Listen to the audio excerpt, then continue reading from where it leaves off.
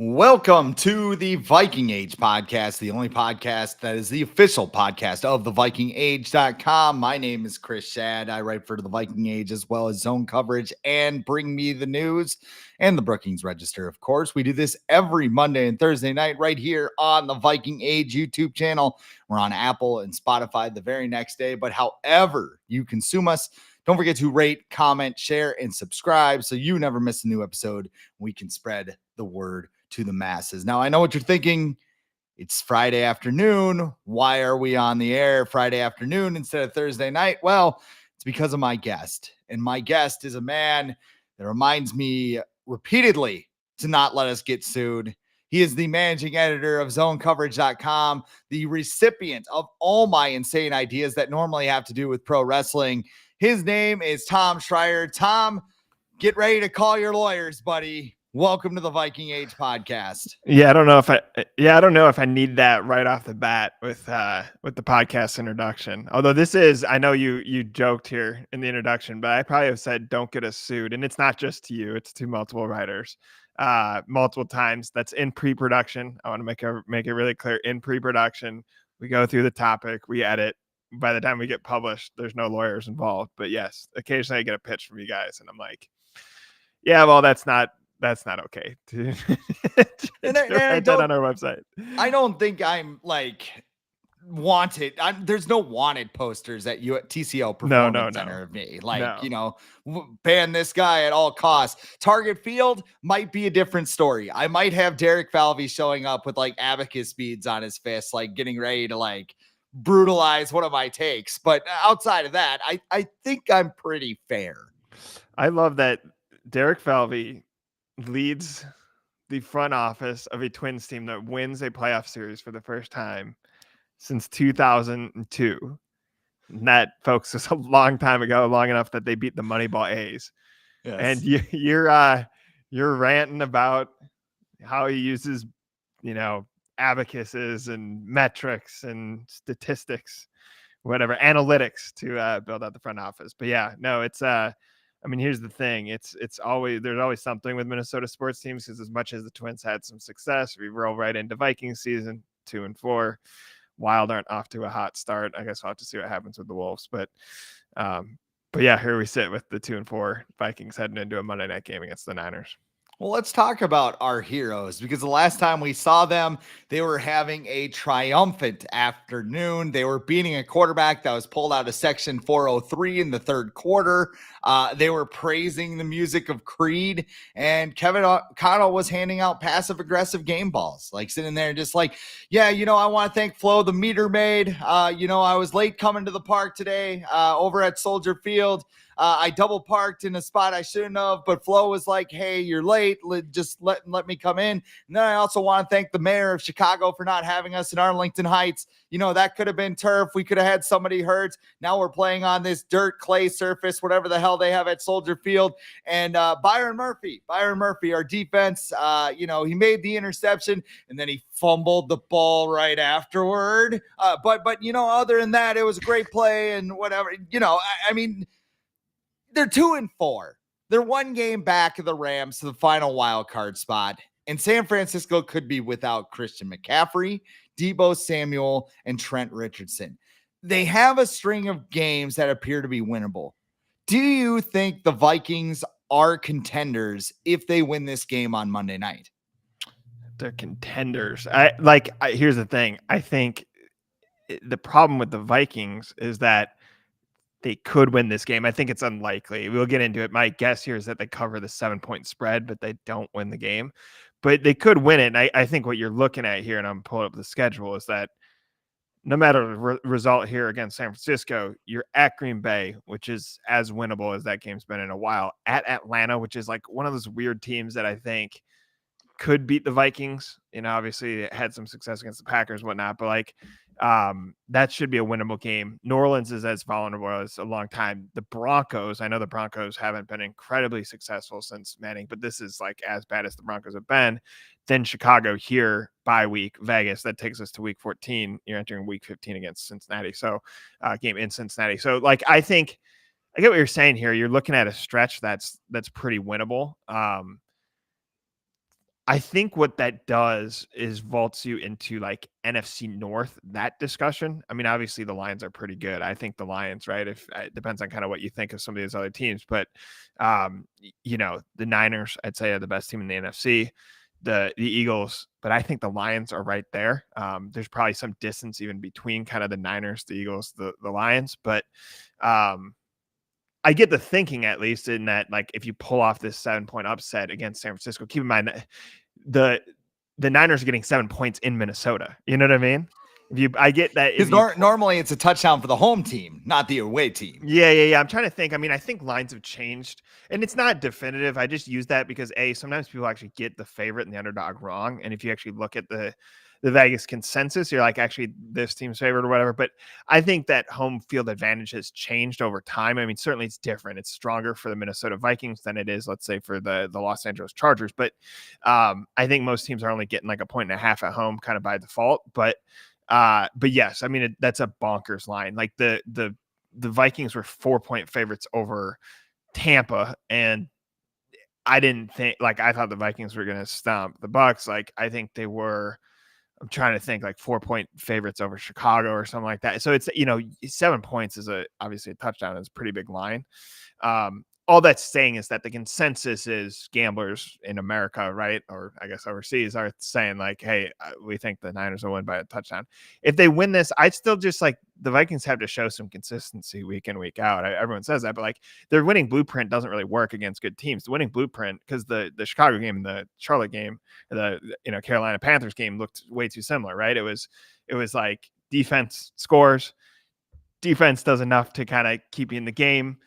You need something kind of dramatic to happen. I mean, you look at the Carolina game, it's Justin Jefferson on a free play, right? They got lucky on like the one-on-one. In this case, in the Chicago case, like Jordan Hicks has to be in the right place at the right time, secure the ball in stride. You know what I mean? All that has to happen. And Jordan Hicks has not scored a touchdown since he was a rookie. You know what I mean? So like you kind of need these right time, whatever play. So I don't think they beat the Niners, but even if they do, they'd have to take care of business in these next games. And like the way they're winning is not sustainable. There's not much margin of victory. The defense is not the strength of the team. It's very different, obviously, if even without Jefferson, right? If Hawkinson's going off, if Addison's going off, if the running game's working with Akers and Madison, we really haven't seen a lot of that. Yeah, that's exactly how we drew it up, right? The defense carrying this team and the offense just kind of coming along for the ride, right? The offense hasn't looked great this year. I don't know their exact stats. I don't have them off the top of my head, but I mean, they just haven't seemed in sync. I mean, letting go of Dalvin Cook was a good idea, but now you're giving 25 touches to Alexander Madison, who looks absolutely lost in that backfield right now. Cam Akers doesn't seem to be siphoning any touches. You're down Justin Jefferson, KJ Osborne, TJ Hawkinson. I mean, they're kind of looking like just dudes because Kirk Cousins doesn't really know what to do with the ball right now. What do you think is the biggest problem with the Vikings offense right now? Yeah, I mean, the simple answer obviously is like they don't have Justin Jefferson, but even with him, I mean, they weren't routing teams. A little bit, it's easy to also to point to third downs. I think they only converted 15% in Chicago, and the team will point to like downs 1 and 2, but that gets to your point. Like whether it's Madison and Akers or it's like how they're used, they should be getting more production. Like you saw, not every game's going to look like the Carolina game, but you saw against a bad run defense, like how they could kind of play off each other, right? Arrested Madison did look better, and Akers showed some flashes. But like, some of that starts with a little bit of the run game. Some of it is just, I'm curious, and this is not really on Addison because it's in his first year, but like, what is he without Jefferson? Because like, even he was pointing out, I did a story on him and he's like, well, Jefferson's just open up things, right? Like he was just honest about that, right? You know what I mean? Like, hey, I'm screaming up the seam on the other side because the defense is focused on Jefferson. I also think a lot of it is on TJ Hawkinson. I think there's a little bit too much made of like some of these drops, like he is being thrown kind of like 50-50 balls. It's kind of bail me out, basically football. A guy that change the market, right? Set the market has a different standard, right? In terms of what he has to catch, how responsible he is on third down or in high leverage plays, just what he can do with minimal separation. You get spoiled with Jefferson, who it feels like you just throw it kind of somewhere near him. And even if there's a guy draped on him, he often comes down with it, right? Hawkinson, people will point to like, look, the drop ball against the Chargers. I would say like, yeah, get your hands on that, but also like you could have spiked it, right, and given yourself multiple plays. You had a defensive advantage. It was also just fluky. Like often, the ball doesn't go off your hands, off a helmet, and a guy's just standing there ready to catch it. You know what I mean? So like, it's not a great play on Hawkinson. Should not be that devastating, right, when he drops it. So I think it's a combination of, though, you mentioned the running game and just kind of third down and making it third and manageable. I think Hawkinson has to be a go-to guy, because otherwise that's a lot to put on Addison in his first year. KJ Osborne in the role he is. I mean, who else? Josh Oliver, right? It has to be Hawkinson. And I don't know how much of this is Madison and how much of this is just like O'Connell really is focused on passing, right? And that's not wrong. Like, that's how the NFL is going, and that's his strength. But like, I don't know how much this is like he can make the running game work if you have a passing game. I don't know if it works the other way around. And here's the other thing is I would tell people you don't really want to go down that route, because that is the Kubiak old Zimmer scheme. You know what I mean? Was run the ball to set up the pass. That works with a quarterback under center with a good running game, kind of in an older football scheme. That's just not, that's not really how it works anymore. I just think, rightfully so, they built the team around Jefferson. And so they were like, let's go get Addison, for example, because like there has to be someone viable that the team has to focus on. Otherwise, Jefferson's going to get like triple teamed. Let's go get Hawkinson, because that's how these offenses work, right? They have like a Travis Kelce, or they have like a guy who, a big tight end like that, who's another option. So, long way of saying is you can pinpoint the issues with it. I don't think it's the same. I think it's super easy to go, it's just Hawkinson. I just don't believe that. It's just Madison. No. Well, is Madison being put in a position to succeed? They just need to go to Akers. Well, I don't know. Part of me goes, they practice all the time. Like, you know what I mean? Like, they're familiar with Akers. I feel like if Akers was the better running back, he would take over as the number one. My bigger point is, how do we get more to a share, right? Shouldn't they be sharing the responsibility? Isn't that how like a running back tandem works? So yeah, I think you can pinpoint what's wrong with the offense, but I don't think it's necessarily just one aspect of it that's broken.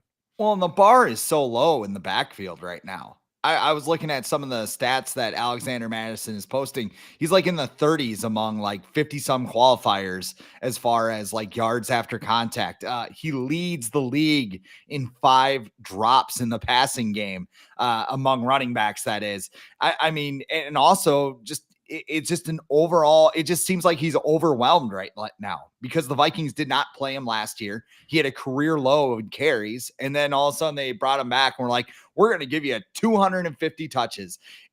I almost feel sympathetic towards Madison, because it's kind of like, I mean, I use this with Dan Campbell all the time, but maybe it's outdated now because Dan Campbell might be a good coach. We don't know.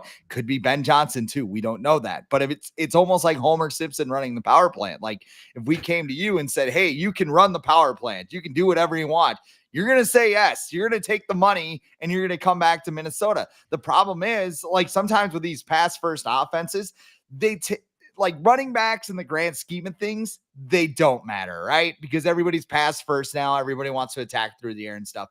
But sometimes they like galaxy brain it, right? Like, they take it to an extreme. Like, Kyle Shanahan was doing this like a couple years where it's like, I'm going to draft Elijah Mitchell and make him my starting running back, or I'm going to pound the table for Joe Williams out of Utah, even though he's like 25 a couple of years ago. Like, some coaches just turn into this whole, I can throw anybody back there. And even Kyle Shanahan was like, let's trade for Christian McCaffrey. We have everything we need to do it. Let's go at him. And the 49ers offense reached another level. I think the Vikings kind of thought, hey, Alexander Madison will be good enough.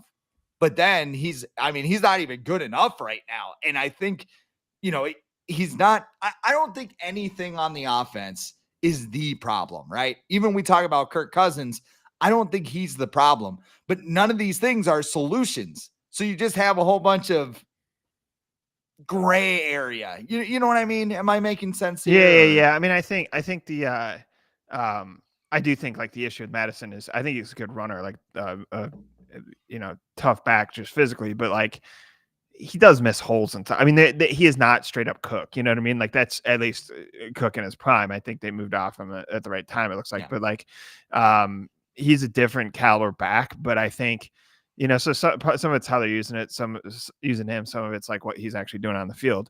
I think the other thing is they're just not stringing like concepts together. I think O'Connell can write up a creative play. I mean, I think that's how Addison was getting open, right? O'Connell knows how to use Jefferson to create an opening for the second receiver. I don't think it's like a complete talent misevaluation. I mean, certainly you're going to get criticism when you're Hawkinson and like you reset the market and you've had the production you have, but also like there is just a certain extent to you still know what he is. You know what I mean? Like he is a dynamic tight end. He's not straight up a wide receiver. I think the bigger point is just kind of play calling and stringing stuff together, right? Setting something up in the first quarter that pays off in the third, or like, understanding how to create a rhythm to keep teams off balance. So they're kind of guessing whether you're running or passing the ball. Even allowing Kirk Cousins to do what he wants to do, which is distribute the ball. Like we've noticed this, he does not really hold a grudge, right? Hawkinson has a bad drop in Chicago. He actually, I think that was the first pass to him, and it was like middle or late in the second. And then like he strung together 8 receptions or something like that after, or maybe 8 targets, but regardless, like he kept going back to him. There's times where he looks like he's just ignoring Addison, and then all of a sudden Addison gets the ball 3 times in a row, including a 4th down. I think he went to Powell on a 4th down. Yeah. You know what I mean? Like, so Cousins really does, there's not this like Aaron Rodgers dynamic. Obviously Rodgers is a better player and more dynamic quarterback, but he's not, Cousins doesn't have that grudge where you drop a ball, you run the route wrong, you'll never see the ball again. It really took like a Jalen Reagor-esque, like that Indianapolis game where he was just all over the place. And I think Cousins was just like, I can't have this. Like, you know what I mean? The guy has to finish his route and he has to know if it's man or zone.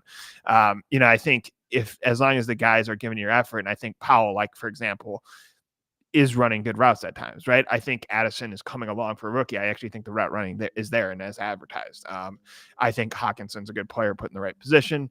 I think Osborne's a capable depth receiver, right? And I think Cousins recognized that at some point O'Connell's play calling and the information Wes Phillips is getting from up, so he sits up in the booth, right, and takes the eagle's eye view of the field. Like together they should be putting together a plan of, we're starting to see like the defense is moving this way. We have an opening here, or they're really leading the zone. We can have a coverage or a concept to beat the zone, whatever it is. And I think that's the issue. And I think the thing is, this stuff gets covered up when you just burn it down, because like there's so much wrong with the team when you take away the talent and when the expectation isn't to win and when you're playing like just awful football.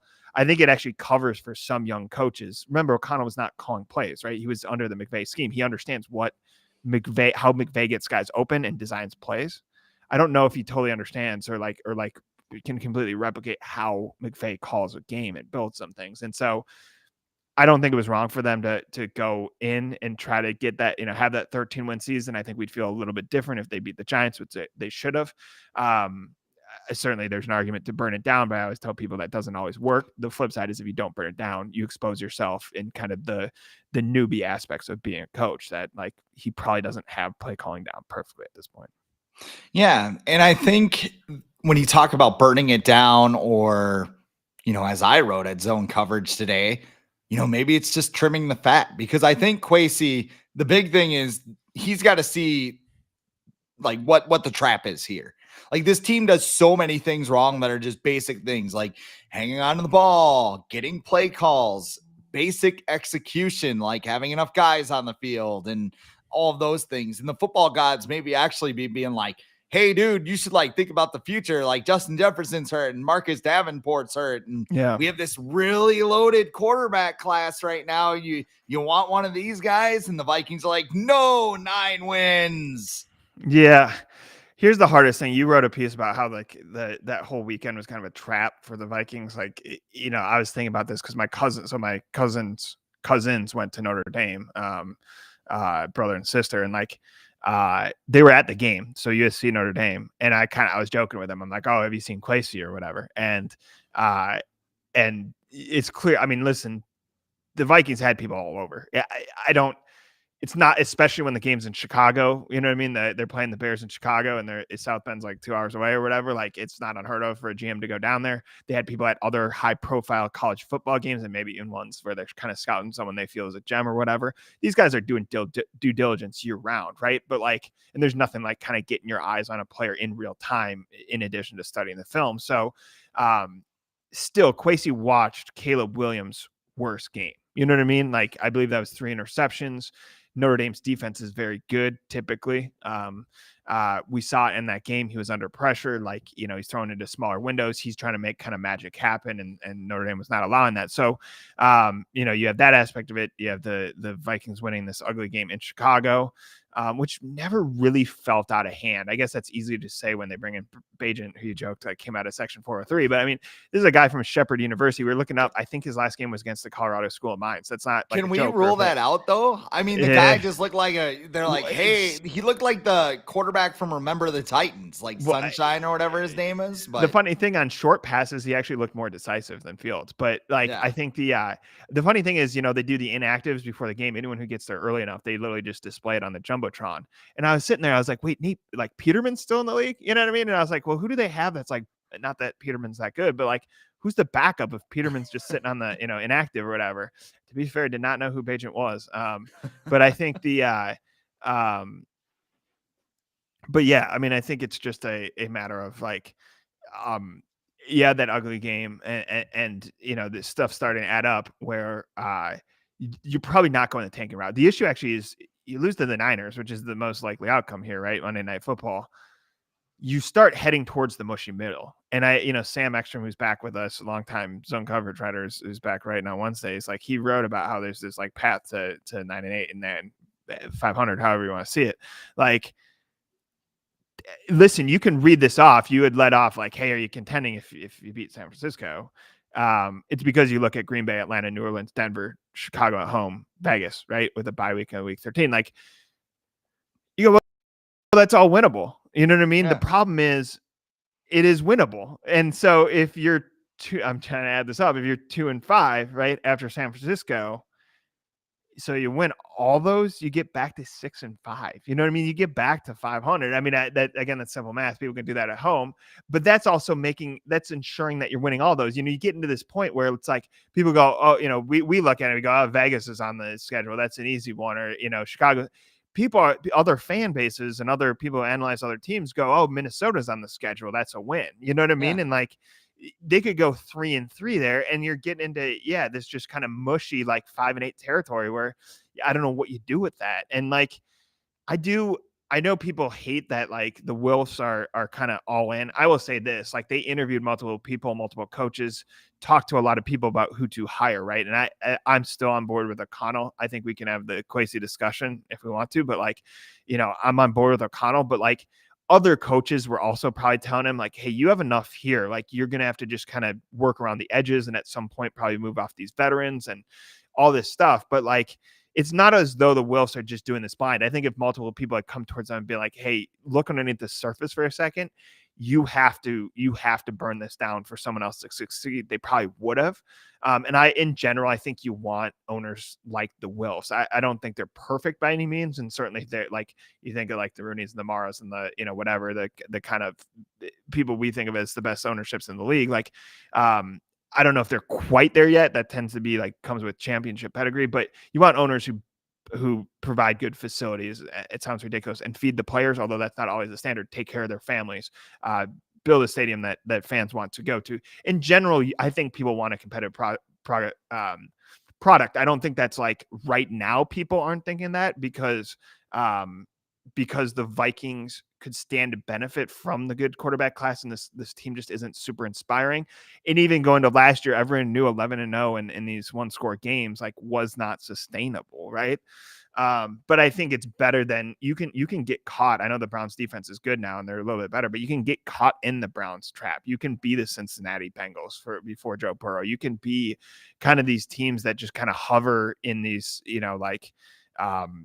6-7 wins, right? Forget 9-10. And like, I just think in general, pushing for competitiveness is good, but it has cost the Steelers at times. It has probably cost New England at times. Like, I understand you can't lose with Brady, but also like, man, they never had like receivers. You know what I mean? And I think, there's always a negative to anything you do, but yes, that's the issue, is more like you beat Chicago, you risk the mushy middle. The other thing is, I mean, I guess you risk it some ways in Carolina, but Carolina's just bad, and Carolina's not trying to lose, right? They don't have the pick. The other big issue is that you started out with that loss to Tampa. I mean, again, like, Tampa maybe is a little better than we thought, but like, everyone was looking at it as like Baker Mayfield's last stand. I think the fact that they like rolled out those old jerseys, like, they did not want these cool old school jerseys to be associated with a loss in week 1 of the season. You know what I mean? And like, the problem is then I actually think Tampa's the disruptive game so far. We'll see what happens here with San Francisco, because it matters if you get blown out. It matters how close it is. Matters if you pull off the upside, obviously. But like, that's actually this disruptive game, because I think you'd be 3-3 otherwise. And the other thing is, I think that Chargers game always was going to be 50-50. Like, I think of that lady who's like a diehard Chargers fan who was on TV that whole time. Did you know she It was was a revealed? Vikings? She's actually from That's what I'm Minnesota. getting. Yeah. Sorry. That's what I'm getting at. And no, I think it's a good point. And like, the way it's explained is like, look, she's from Minnesota, but she's been in LA 20 years, like, kind of adapted the Chargers. We can get in the debate of, does that matter when they put her on TV? I don't know. I mean, I think she was just entertaining it, whatever. Admittedly, I was like, that was one of the few like primetime games that's been good. So that I was focused on that. But like, the point is, she is watching two suffering franchises who suffer kind of in the same way. The difference is the Vikings have one of the best home field advantages, this diehard fan base, like, long suffering fan base. And the Chargers, I mean, if you listen to like people who've gone to that Dallas game, for example, and Dallas shows up here, right? There's very few teams that actually have a presence here. Green Bay, naturally, because there's so many people from Wisconsin here, and it's obviously not very far. Dallas definitely has some. I'm trying to think. There's someone in town recently where we were like, Chiefs. Yes. Yeah. And to be fair, Minnesota, I think it was 60-40 each place, right? I think it was 40% Vikings fans. I was there in 2019, drove down with Luke Inman, Sam Ekstrom. These guys all worked for us. Obviously, Arif Hassan. We were all down there, and like, we all looked at it and we're like, man, that's a lot of Vikings fans for an away game. And Vikings, obviously, Arizona, people show up. Miami, probably, like any of these kind of like Sun Belt, destinations or whatever. But and Vikings fans travel pretty well. I've traveled to a couple of games. You usually see people, in purple on the plane. But regardless, like, people are like, that's a Cowboys home game, right, for the Chargers. But the point is, it's like, that game, because it's so funny that the Chargers and the Vikings are similar, because you think of like the caliber quarterback like Herbert is, like Keenan Allen, like also they're usually a flashy team, right? I always think of even go back to San Diego, the Chargers always had like kind of like glamour muscles, they had receivers and quarterbacks and LT, like even guys in the secondary, LT and guys in the secondary. But you looked at the trenches and you're like, those guys are just like smaller than everyone else in the league. You know what I mean? Like, I think regardless, like, somehow they have ended up in the same result where it's like they have these devastating losses. So to me, the Tampa was the disruptive game. And the problem is like, that actually is going to have a tail as long as you get kind of results you expect. Because again, I don't expect the Vikings to go on a winning streak after this. They're capable. The schedule is set up that way, but I don't expect the Vikings to go on a winning streak after the Niners game, regardless of the result against San Francisco. So yeah, I don't know. I mean, it's just like, this is a weird thing, is that like the Vikings changed to a very different head coach, a very different GM. There's a different culture there, a very different set of players. I know Cousins is still there and stuff, but they've let a lot of the veterans go into a new facility recently, have a pretty good ownership, all this stuff. And it's weird. The Vikings just like kind of sink into this. And I think it's just the way the NFL is designed. Unless you're particularly great and particularly well run, or you're particularly terrible, or just not committed to winning, you end up in the middle. And that does make every game interesting. Any given Sunday, the fact that every team can kind of convince themselves they can win 10 games at the beginning of the year. The problem is the Vikings fall victim to that dynamic. It feels like every year, and it feels like they might again, given it's weirdly the result no one wants. People either wanted them to replicate the 13-win season or tank and get a quarterback. Well, since they're stuck in the middle, they have to kind of make some decisions. And this is another article I wrote at Zone Coverage this morning, as I kind of mentioned a little bit before. It's not black and white. It's more of the gray area where they kind of live in when it comes to selling at the deadline or, going gung ho, maybe even buying a piece at the deadline. I don't think they'll buy. I think they just stay Oh pat. yeah. But I don't think, I think the sexy name, which has kind of died down in the last week after he tried to vaporize Kevin Seifert if he asked if he would move his no trade clause. But Kirk Cousins, Yeah.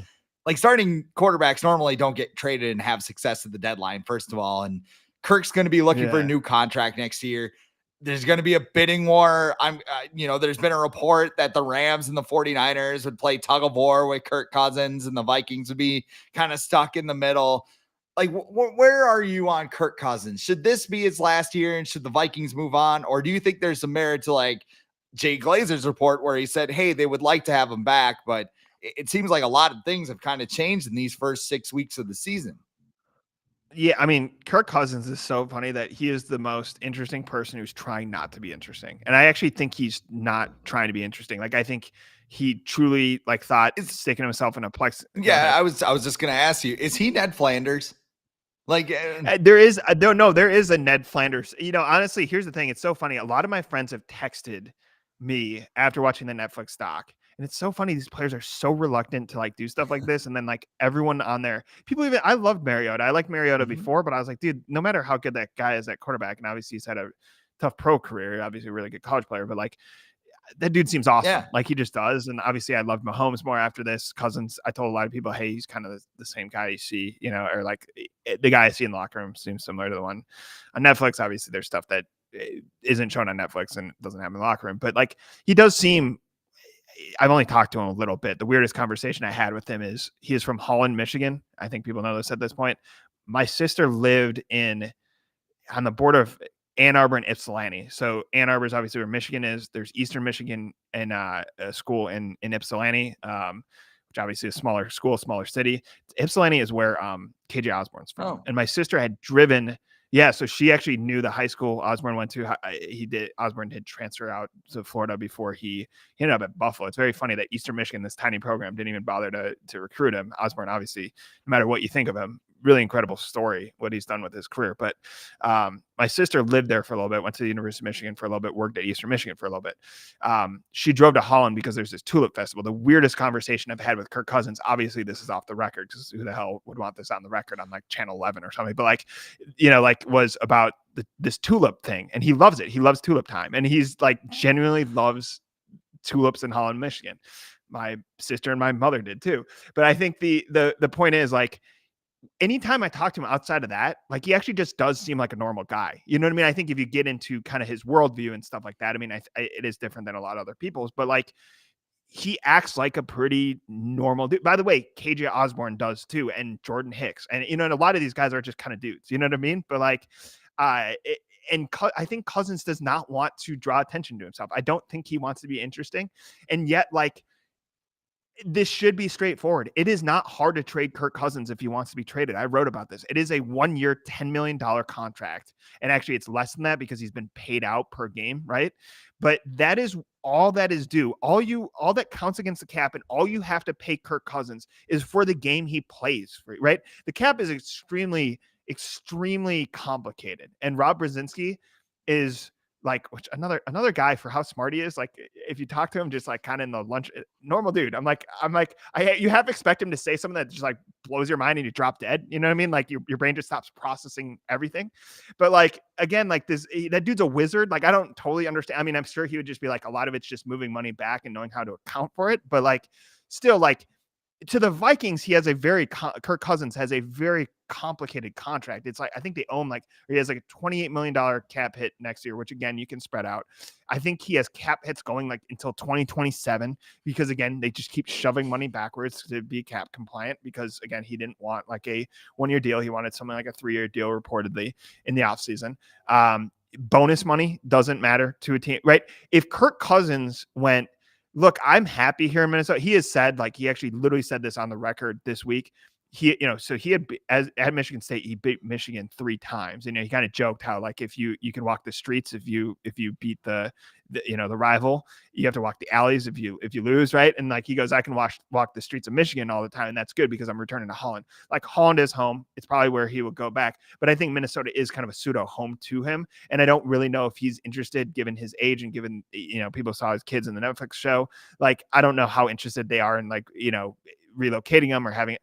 But like if he was like, dude, I'll just go to New York for the end of the season. And like that team has a great defense. I like the coaching staff if he does. I think they have enough weapons offensively. Get to hang out with Dalvin Cook. I don't know. Like he could do it. Like that's not as unfeasible as it seems. And if he was like, dude, Kyle Shanahan loves me, I don't know why they would move on from Purdy. Like Cousins is an upgrade, but you know what I mean? Like going through that whole transition and overall for a marginal upgrade in my mind, like not super worth it. But if he was like, dude, Kyle Shanahan loves me and I want to go to a place where like feel appreciated and it's a winning team. If he's just kind of ring chasing, honestly, because you look at San Francisco, I can't remember the other team. Someone threw out like Atlanta. I don't know how likely that is, but like if he really just wants to go ring chasing in a place like San Francisco or New York, he could. I think, there is part of him that I think actually believes the 1-0 thing, that just focus on this week. I actually believe that he's pretty oblivious to most of the stuff that's said about him. I certainly, as you know, we always say don't get sued. I'm not going to tempt fate in that category. I'm not going to throw something on the website just to see like, hey, will Kirk Cousins read this? But like, and likely what it is, it's more like someone who knows him reads it and lets him know. But like, I think that guy goes, I have a pretty secure contract. I've made more money than I can ever spend, and his kids are taken care of and their kids and that whole line, right? And like he will live a pretty happy life no matter what it does. I remember talking to someone and being like, dude, I think he'd be a great quarterbacks coach. And they're like, yeah, but I think he's just going to go home and just like hang out. You know what I mean? Like he'll probably coach high school or something. You know what I mean? Like he might go to Holland Catholic or I think that's the school, Holland Christian, whatever it was. Like he might just go back to his high school and coach, right?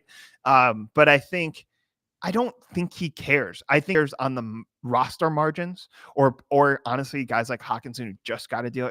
Maybe those, I don't think Hawkinson specifically, but those are the type of players that care. But you will drive yourself nuts. You can always find something, even you and I can go find stuff if we want to go down Reddit rabbit holes and stuff where people are criticized or Twitter, whatever it is. Like that's magnified, obviously, if you're a professional athlete and you have major platforms writing about you. But like, I don't think he cares. And I think he does just care about winning. I know it's pretty funny how he responded, but I think the reason why, because I think he's come out saying he's not going to waive the no trade, is that like I think he just does not want to be asked about this all the time. I don't think that disqualifies him entirely from a trade. I think if I'm Kirk and I'm like someone he was listening to, right?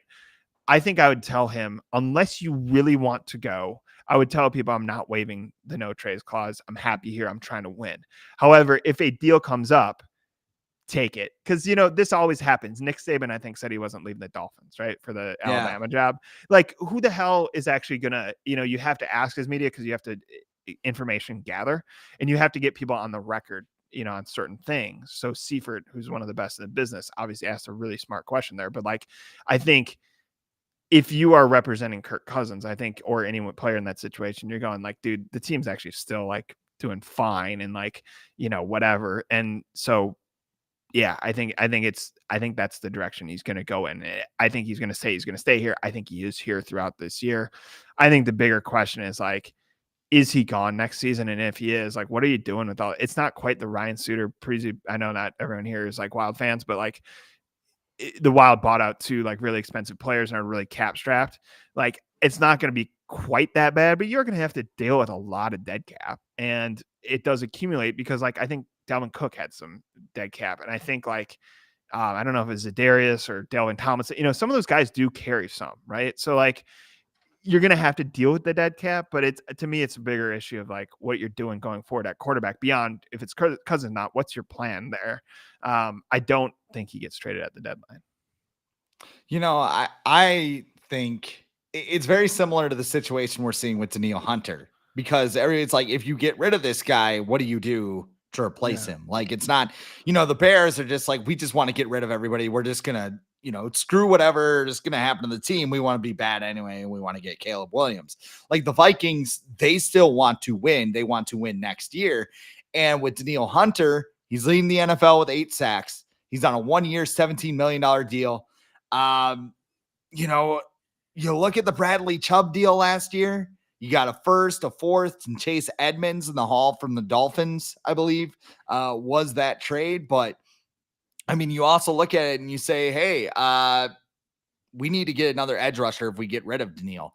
Like, what do you think they do with Hunter? Is that a guy you're keeping, even with the injury history, even with the need for a new contract? Or is that somebody where, we can't keep everybody? Maybe Kirk's got to leave and we got to re-sign Daniil Hunter because he's part of this window.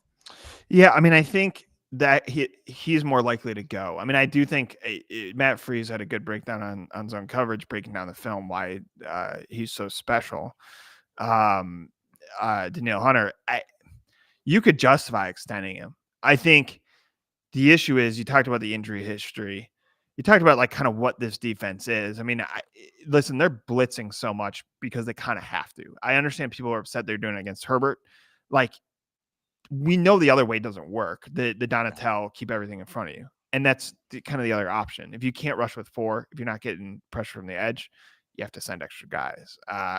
And Flores is one of the best in the business at doing. He's disguising it in a way that is not allowing explosive plays. He's getting on Herbert within like under 3 seconds, which Herbert's ridiculous, right? And 50% against Mahomes, he's hovering in that 70%. Otherwise, it's going to work against Fields. I don't think it's going to work as well against Purdy as some people think.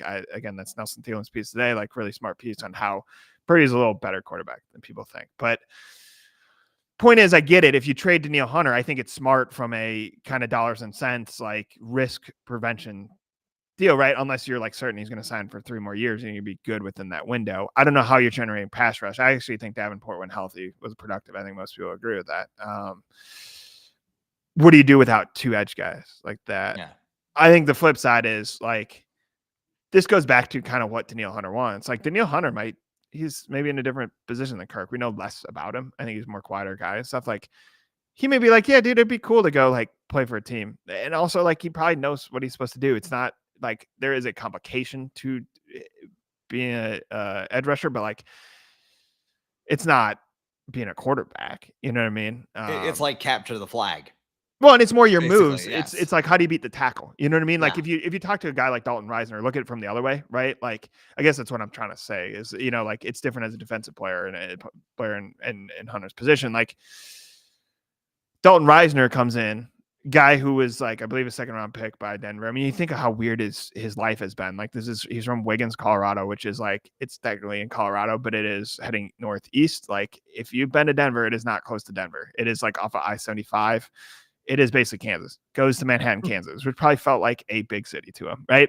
And plays a big program, goes back to Denver. And then all of a sudden the Broncos give up on him, right? And I think he comes in, I know he visited, but he comes in the middle of the season, and this is not like basketball. I'm doing a story on him, so I've talked to him a little bit. I was like, look, basketball players do this all the time. They just like switch cities, they'll like switch teams, and they're perfectly fine. And it's because like basketball is just a different game. It's more about understanding the 4 other guys around you and kind of imposing your will or figuring out how to impose your will on a defensive player. Like there's systems and complications with, now granted, I think Reisner's in a similar system and he's worked with Cooper. I'm trying to think of his first name, but the offensive line coach for the Vikings before, but like Reisner mostly just talks about, I need to know the guy in front of me and I need to know kind of the strategy. When do they run stunts and stuff like that? Right. But like, it is just different. Like Daniil Hunter's gift is that like obviously he's stronger and faster than most people, but he's also like just knows how to get around the tackles or knows how to get around offensive linemen. And like it just might be easier for him. Now I get it. Like if you trade Hunter tomorrow, right? And then does Cousins go? Well, like, oh, okay. Let's say after the Niners game. Let's say they lose the Niners, they trade Daniil Hunter. Does Cousins go, well, what am I doing here? But I just think Cousins is in a different spot. You know what I mean? It just, we just know more about him. We kind of know who he's like. I mean, you're also talking like what you do beyond that. I mean, I don't know how many big trade pieces there are. Someone was mentioning Cam Bynum, and I was like, hold on to that, like a young guy like that. Not only think really good player, but like a guy who's kind of a voice in the locker room. People would say Jordan Hicks. I would say this, like, A, what are you getting for him? B, he has a leadership role. You know what I mean? He's not Kendrick's Barr, you know what I mean, in their prime and kind of what we thought of them in terms of how integral they were to the Vikings. But like, you know what I mean? Like the reason why you move Hunter is because you actually get a pretty good return. And the reason why you probably can't move Kirk is because he has control. He has a no move clause, may not want to go. you kind of mentioned it a little bit. I mean, Ezra Cleveland, some people have tossed out that name because he's having a great season. You have Reisner, but yeah, A, he's hurt, and B, I don't know. I mean, do you really want to mess with the offensive line right now? Harrison Smith, I don't think I mean, maybe, but what are you getting for him again? Yeah, I mean, and Harrison Smith's harder because he's just kind of a mystery as a person. Yeah. I don't know. I mean, who knows? Maybe a guy like that goes, yeah, I kind of want a chance. I'll say this. I think from the outside, people you lose to the Niners 2-5. They look at it and go, it's another 500 season. Do you make the playoffs? Because at that, look, if you're looking at the 500 range, Detroit's better than that. So do you sneak in the playoffs as a wild card, right? And how likely is it that's not how likely it is you in the first round. That's not how players think. I think players, again, you think week to week, but I think it's also like you have to have so much confidence in yourself to get to that level. And I think they see that as this is in their control. I think even if you lose to the Niners, they go, yeah, we just have to take care of business in the next 6 games. Now I'd say that's 6 games over 7 weeks. You're going on the road for some of these. Like Packers is always, even when the Packers are bad, they're good against the Vikings. You know what I mean? It's a weird dynamic. And but I think they go, it's in our control. Get us to 6-5, coming off a bye. Let's go upset Joe Burrow. Cincinnati hasn't been on fire. Now we'll see what condition they're in kind of by that point in the season. But I think they'd see it as no, just get us in the playoffs. We'll have a chance. I think honestly, you looked at last year and they're probably looking at those were 13 wins. They went in the locker room and celebrated after that. You know what I mean? And I think it's easier for me to look because I was lucky enough to be at the Buffalo one. Like the Indianapolis one was ridiculous. I'm thinking back on some of those wins where how even Miami, how you let them back in and how, in past years, that actually probably would have been a loss. And I looked at it and I was like, I actually thought they were going to beat New York and get crushed by San Francisco. And yeah.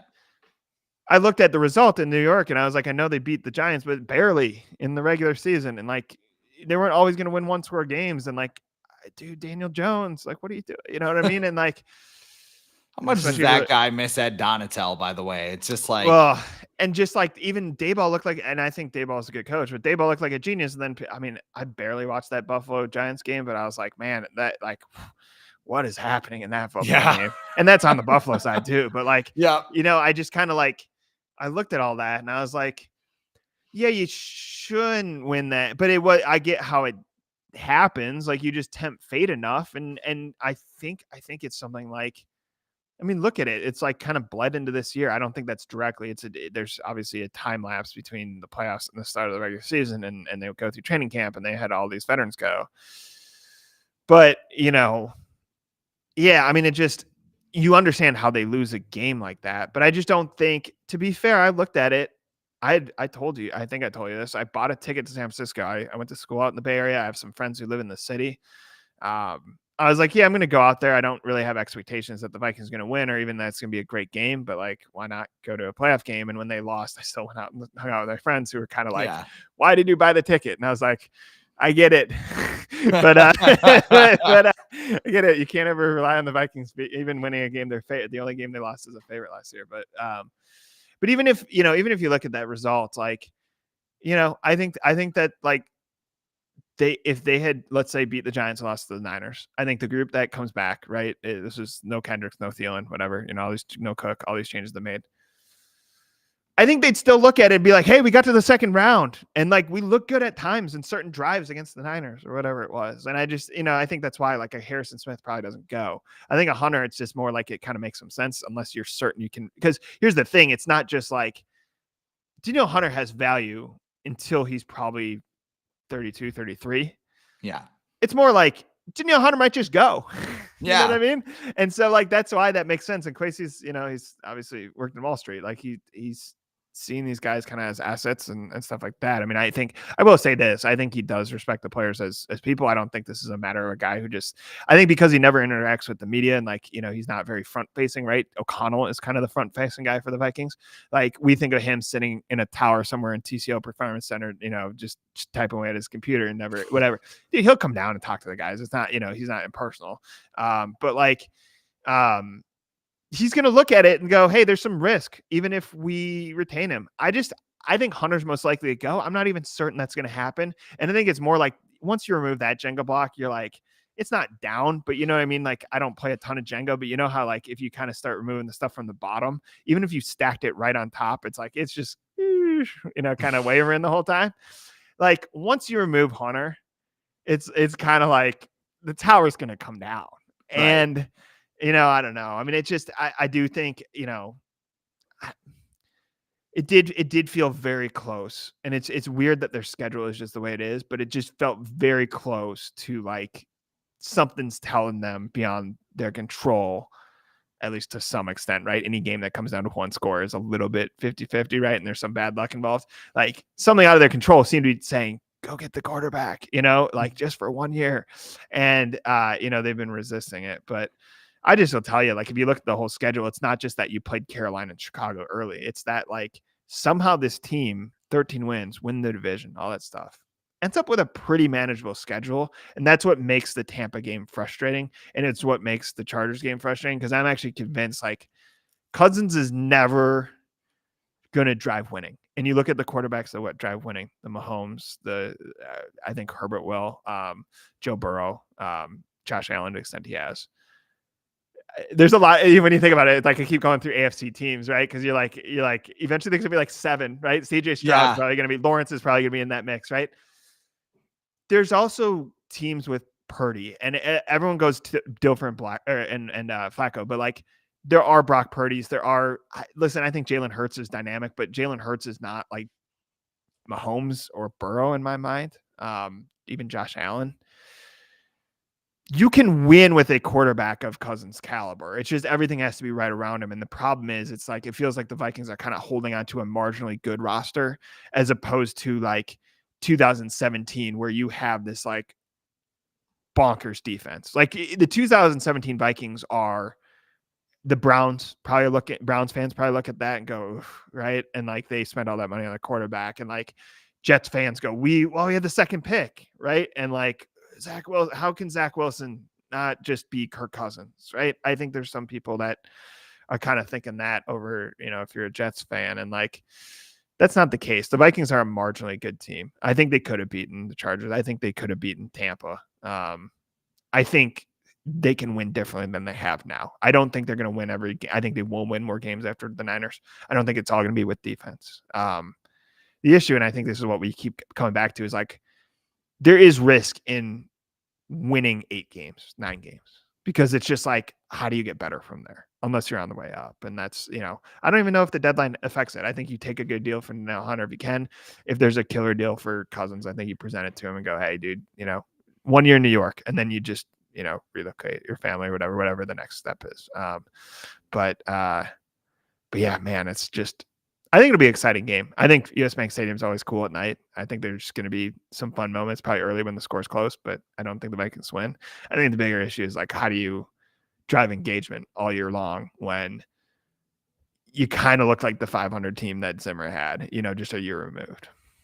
So closing the show, basically, we were going to talk a little bit about there's just too many unknowns when it comes to Monday night's game, because McCaffrey didn't practice on Thursday. My days are all mixed up. Samuel didn't practice. Trent Williams didn't practice. Williams was slamming a helmet. So, that doesn't sound good at all. Like, I don't like, everybody's talking about those, but their defense is intact, and their defense is really, really good. Brandon Ayuk still really, really good. It's like George Kittle's just like a sleeping giant right now, and everybody's kind of forgotten about because he's torpedoed everyone's fantasy team, but he can be a game wrecker at times. You know what I mean? And Brock Purdy as well. He is very good against the blitz. It feels like, if they had Justin Jefferson win this game, maybe it could be a little bit closer. Nature says it's going to be a 1-score game. What's your prediction for Monday night? I almost called it Sunday, but yes. Yeah. No, I do think it's 1 score, because I'm saying the Vikings will cover, and I'm not like giving out gambling advice. I'm not really qualified to do that. Like, I just 1-800 Tom Schreier. That's get your hot takes today. I'm not here representing like a gambling outfit. I'm just saying that to say, like, I think people, and naturally you would like look at a 7-point spread and go, man, the Vikings are just going to get stomped, and that is possible. I think it's more in that like 4-point range, like kind of where the opposite of like, I never felt that the Bears game was in that much jeopardy. I don't even know how much I thought. I'm trying to think back to that Carolina game, but like, I think it's even like think of like the Chiefs in reverse, right? Like I never was like, man, I think the Vikings have this. There were times where I thought they were building momentum, but it never kind of rolled enough. And so, so yeah, I mean, I just think, it will be relatively close. One score. I think it'll be one of those things where you go, yeah, the score didn't really represent the game. The Niners seemed in control most of the time. I also think the reason why some of these teams get upset, and we talked about the Niners that happening last week, you could talk about the Eagles. Coaches get conservative, and especially with a Niners system that's a little more running based. Like, I just think it's going to be like you're more prone to a closer game because like, why are you having Purdy air it out? It's not like I think Murphy can make a play, but like, that I don't think they're super worried about Murphy and Evans, like they're Xavier Rhodes in the prime or whatever. But like, I think why do that? You know what I mean? And I think there will be explosive plays. I think like whoever's healthy, you're going to see the best players make plays.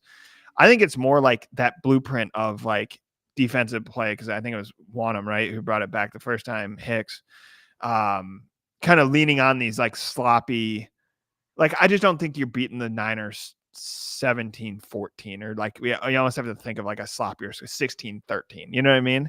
Like I just don't think that's the I don't think that's the way they win this game. And therefore, like I just think it's going to feel like Niners are stifling enough. You're not getting the explosive plays.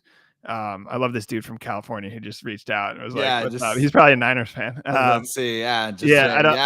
I don't think. Yeah, I think I don't think the Niners are gonna like blow them out just because like if you're Shanahan, I think you're just going like, hey, have kind of a clean road game here. I do think the crowd's still going to be a distraction, a factor for him.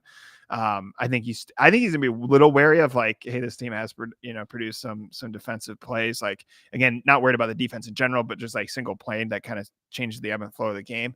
And I think they are going to be careful with Addison. I know people go, oh, without Jefferson, he's still a dynamic player, and like I think they are going to like focus on Hawkinson. People go, oh, he's dropping the ball all the time. Well, why would you bank on more drops from Hawkinson, right? Part of the reason why he's making drops is he's pretty well covered when the ball comes his way.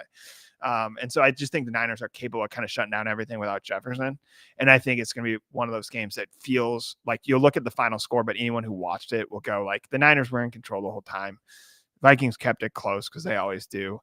I think it will be this feeling afterwards of, again, I think you're looking at 6 pretty winnable games, bye week in the middle. Like, how do we feel about those games afterwards? If the Niners stomp them, you feel pretty bad. The Vikings upset, you feel good, but at least for me, I go, I don't think that guarantees you go on a run.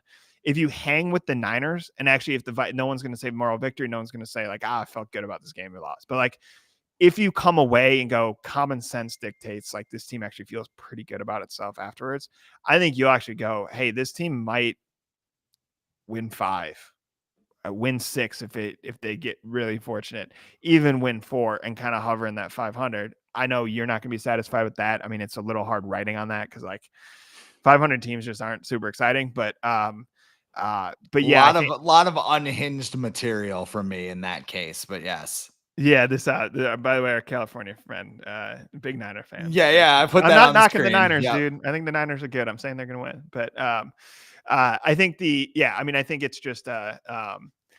I mean, I think what the messaging from the Vikings is going to be, no matter win or lose, actually, is going to be obviously you go win next week, 1-0, all this stuff. But I think if you catch them in an honest moment, they'll be like, hey, we can get 500, and then we just have to take care of business at the end of the season. And I get that's how a team has to think. But again, going back to how this affects everything, I think it means potential Jefferson return if you hover around 500. I think it means you're not trading players at the deadline.